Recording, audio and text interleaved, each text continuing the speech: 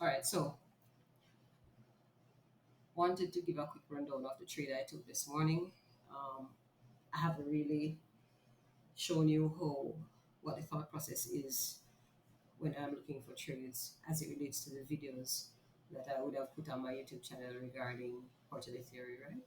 So if you notice, the first thing that would have caught it or should have caught your eye would be that I'm annotating the quarters for the day, right? So really looking at time as opposed to price, right? I'm not saying price is not important, but it's secondary to time, right? So we had the day starting 6 o'clock in the evening and it straight through the until now. All right, so the first thing is let me show you what I noticed first of all. All right, so on all three assets, gold, euro, and silver, price had traded into this fair value gap and expanded back to the drawn liquidity, which is here. What we want to really see is how this 4 hour candle closes, if it closes back inside the range or if it closes above that breakout range, right? That's what we want to see. And normally too, if price is going to break out and continue, we want to see this candle leave a gap and the next candle creating that gap itself. So remember it's a three candle formation, so we'd want to see this candle left open and we the third candle, this candle would have really created a gap, but we've already rebalanced this.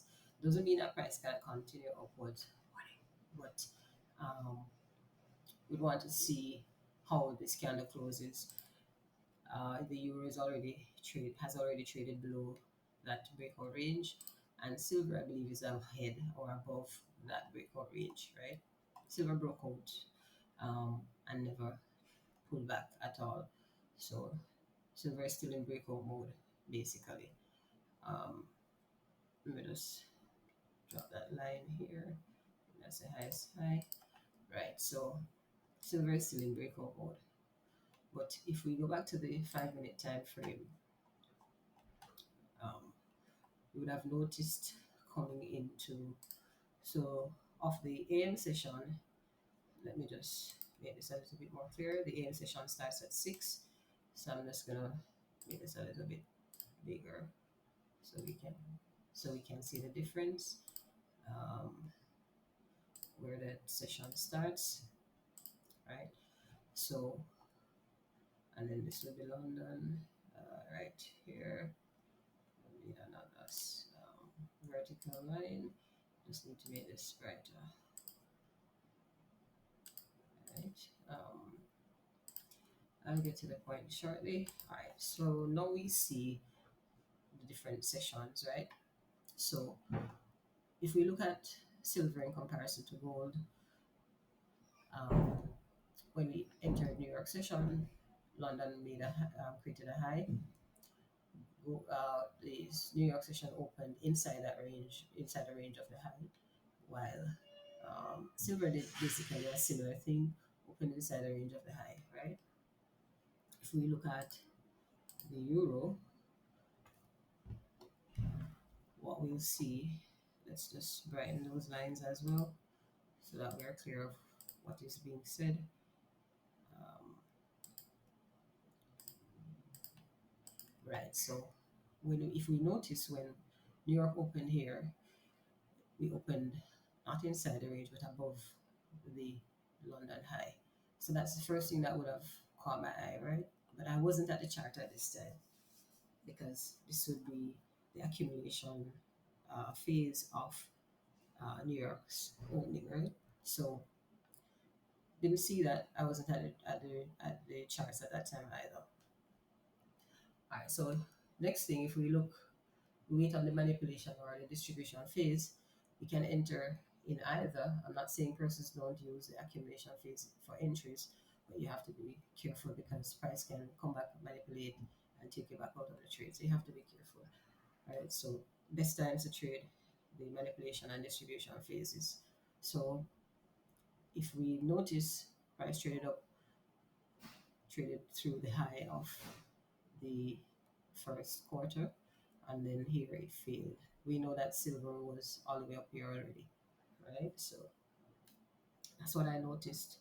And then also price had already created this uh, price had already traded through, and I think my entry was inside either this candle or this retracement here into the breaker block here, right? So I'll show you my entry in a bit. Um, but that was the idea. You're basically looking for the cracking correlation where one asset fails to make a high while the other does, or it fails to make a low and the other does. Um, yeah, that's the idea, and you just trust that process. You have an you have an entry technique that you use, and you enter. So I could really have entered after the price had created the change in state of delivery here. Um, but again, in the time when I got to the chart, so I believe I entered either in this candle or this candle here. I will show that in a moment. Let me just find that quickly. Um,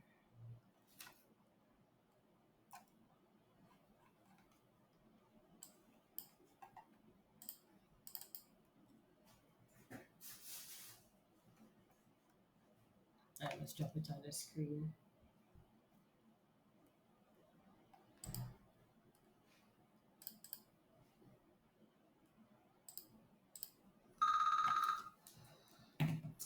These phones, but let me show you.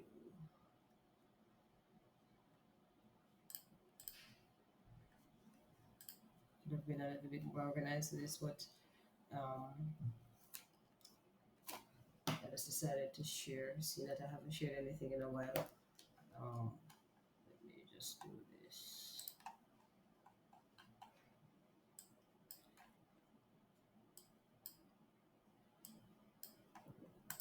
All right. Okay.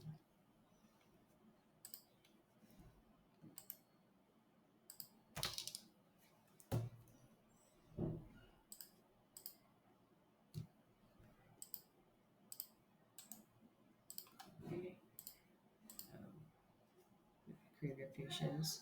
All right. So if I just drop the picture somewhere here, you'll be able to see it. All right. Um,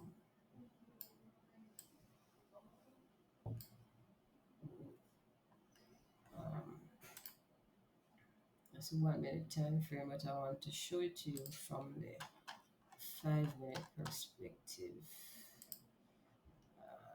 Let's do this. Yeah, so my entry was actually inside of that. Let me tell you.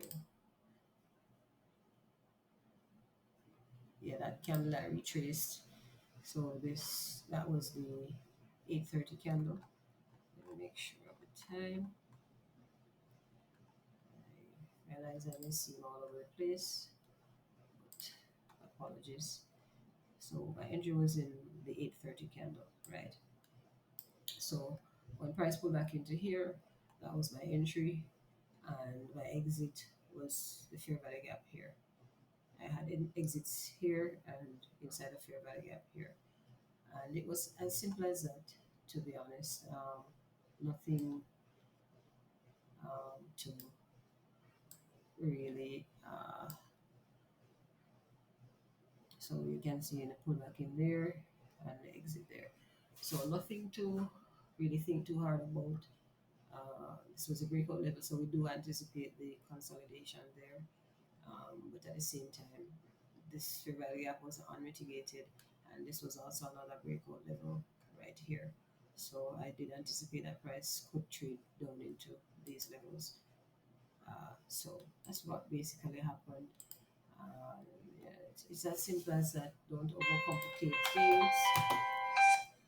Don't overcomplicate things. It can be this simple, but remember to have a higher time frame bias in mind. And yeah, you should be good. So the idea was price broke out. After the breakout, price gave us a cracking correlation at the highs that were created.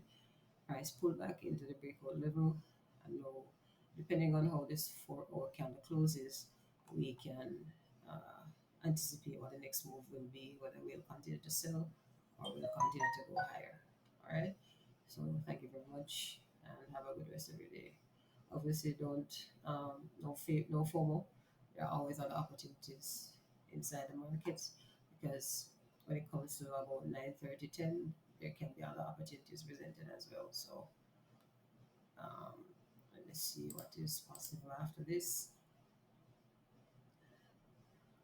We are above this range. Another time I'll tell you what this range is about. And so, and the other two assets are inside that range. So the truth is, we can actually look for price to possibly continue lower to the low of the day. So yeah, that's another idea to work with. All right, take care.